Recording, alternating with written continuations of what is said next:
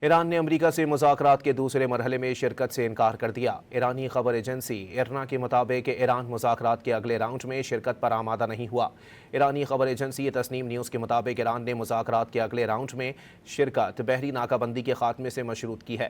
ایرانی نائب صدر محمد رضا عارف نے اپنے بیان میں کہا کہ ایرانی مذاکراتی وفد جرات مندی سے اپنے ملکی مفاد کا دفاع کر رہا ہے، جبکہ مخالف ٹیم کے موقف میں تضادات ہیں۔ دباؤ بڑھنے پر مذاکرات کی بھیک مانگی جاتی ہے اور بعد میں ضدی رویہ اپنایا جاتا ہے۔ اس سے قبل امریکی صدر ڈونلڈ ٹرمپ نے اعلان کیا تھا کہ امریکہ ایران مذاکرات کا اگلا دور منگل کو اسلام آباد میں ہوگا۔ صدر ٹرمپ نے اپنی مذاکراتی ٹیم کو کل پاکستان بھیجنے کا اعلان بھی کیا تھا۔ ایران نے امریکہ سے مذاکرات کے دوسرے مرحلے میں شرکت سے انکار کر دیا۔ ایرانی خبر ایجنسی ایرنا کے مطابق ایران مذاکرات کے اگلے راؤنڈ میں شرکت پر آمادہ نہیں ہوا۔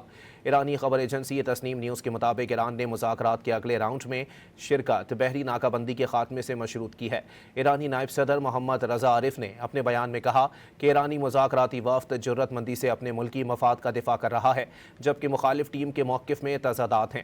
دباؤ بڑھنے پر مذاکرات کی بھیک مانگی جاتی ہے اور بعد میں ضدی رویہ اپنایا جاتا ہے۔ اس سے قبل امریکی صدر ڈونلڈ ٹرمپ نے اعلان کیا تھا کہ امریکہ ایران مذاکرات کا اگلا دور منگل کو اسلام آباد میں ہوگا۔ صدر ٹرمپ نے اپنی مذاکراتی ٹیم کو کل پاکستان بھیجنے کا اعلان بھی کیا تھا۔